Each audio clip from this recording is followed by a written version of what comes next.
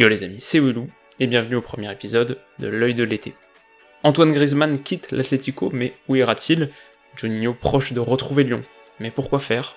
Marseille prépare la suite, la Lazio sacrée en Italie, et le Leeds de Bielsa, qui échoue en play-off, que faut-il en penser?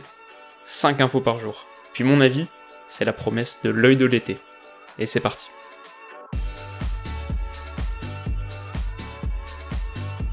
Antoine Griezmann fait ses valises. À 28 ans, et après 5 saisons jouées sous les couleurs de l'Atlético Madrid, le troisième du dernier Ballon d'Or l'a annoncé hier en vidéo, il cherche un nouveau défi.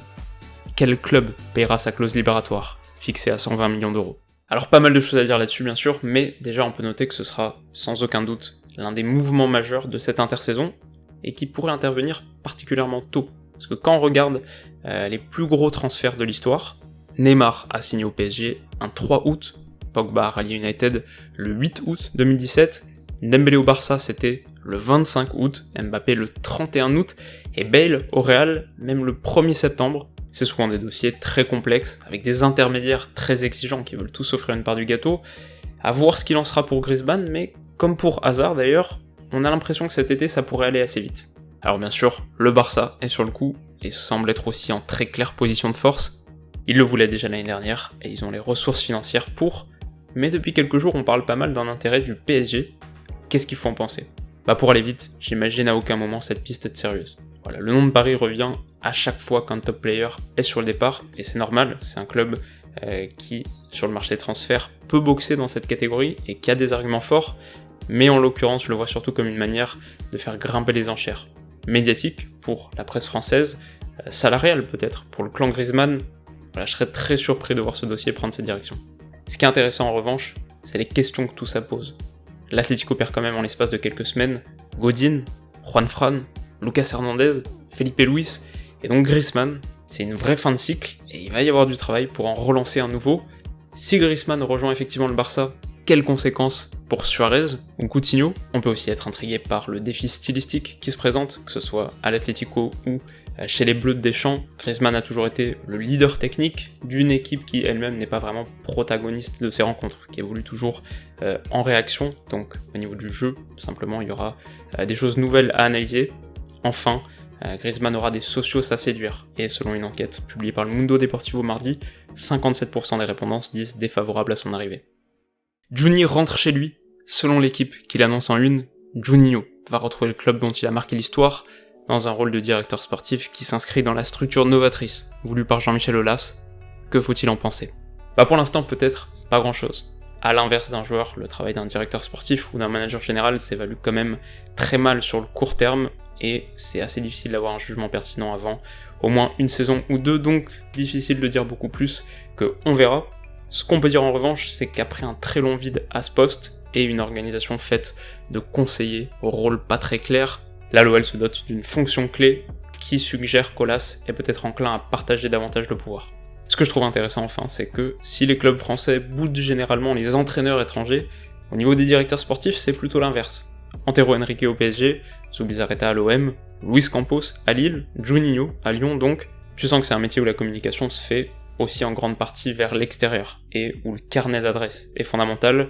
Maintenant, la grande question pour Lyon, ce sera bien sûr l'entraîneur. Mais si on se fie aux déclarations de Aulas, qui annonce qu'il va faire appel à des anciens joueurs et à des coachs qui ont sur le plan international vu d'autres choses que ce qu'on propose à Lyon, on est en droit d'être curieux, et même en tant que supporter, un peu enthousiasmé.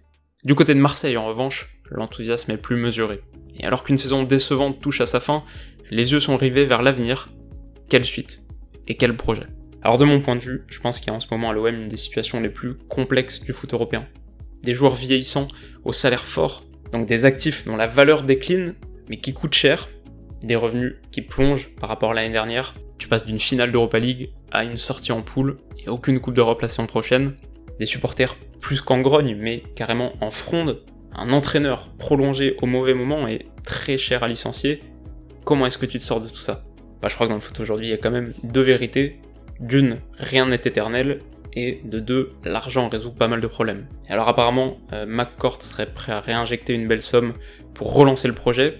Personnellement, je vois pas d'autre solution. Parce que même en te séparant de Thauvin, Camara ou Sanson, je crois pas que ce soit suffisant pour couvrir les pertes et repartir sur un cycle positif qui exige sans doute du renouveau à tous les niveaux.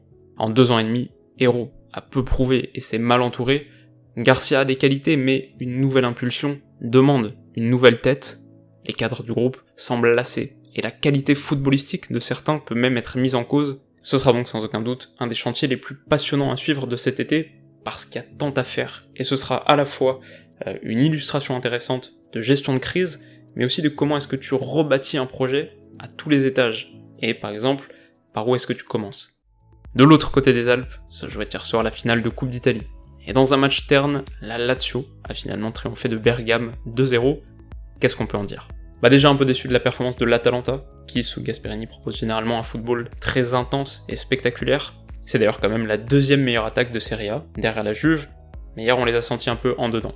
Alors c'est aussi un match dont le timing posait question. Dimanche, l'Atalanta se déplace justement au Juventus Stadium, et en cas de défaite, pourrait perdre la 4ème place qu'elle occupe actuellement. En Italie, ça se joue à la différence de but particulière, et Milan, qui accueille Frosinone quelques heures plus tôt, peut repasser devant. La course à l'Europe est vraiment acharnée en Serie A. Pour la Lazio, en revanche, c'est donc un trophée en forme de billet pour l'Europa League, qui aurait été extrêmement compliqué à aller chercher en championnat, donc voilà, pour une saison globalement décevante, on peut dire que c'est une belle fin, alors que leur coach Simone Inzaghi serait sur le départ. Enfin, Leeds a échoué à domicile contre Derby County, et défait 4-2 malgré un court succès à l'aller. Les hommes de Marcelo Bielsa ne verront pas la Première Ligue. Les barrages de Championship sont sans pitié. Est-ce pour autant un échec ? Alors bien sûr, je sais que Bielsa divise entre des adorateurs presque sectaires et des anti particulièrement véhéments, mais la réalité c'est que, avant cette saison, Leeds en Championship c'est 13ème en 2017-2018, 7ème en 2016-2017, et puis 13ème, 15ème, 15ème, 13ème, 14ème. En fait, depuis que le club a été relégué de Première Ligue en 2004, ils ont vécu 3 saisons en 3ème division, mais parmi les 12 saisons en 2ème division, celle-ci est leur meilleure de tout point de vue. Classement, points, différence de but, nombre de victoires. Forcément, ça se termine pas sur une belle histoire, mais ça montre qu'il est important de recontextualiser.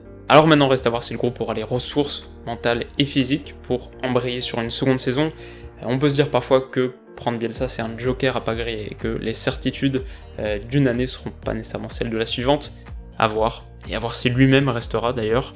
En tout cas, on aura pour l'accès en Première Ligue une finale de play-off, Derby County, Aston Villa, c'est-à-dire le club coaché par Frank Lampard et le club qui a pour adjoint John Terry. C'est beau. Voilà les amis, c'est la fin de ce premier épisode de L'œil de l'été. Si ça vous a plu et que vous voulez soutenir le lancement de cette nouvelle série, n'hésitez pas à mettre un petit like. Si c'est pas encore le cas et que vous voulez continuer à voir chaque jour de l'actu foot analysé, vous pouvez aussi vous abonner à la chaîne, ce qui sera une très bonne manière de m'encourager, ce qui me fait très plaisir, quoi qu'il en soit. Et de notre côté, on se retrouve très vite pour la suite. Alors d'ici là, comme d'habitude, prenez soin de vous, passez une excellente soirée, et on se dit à bientôt. Bisous.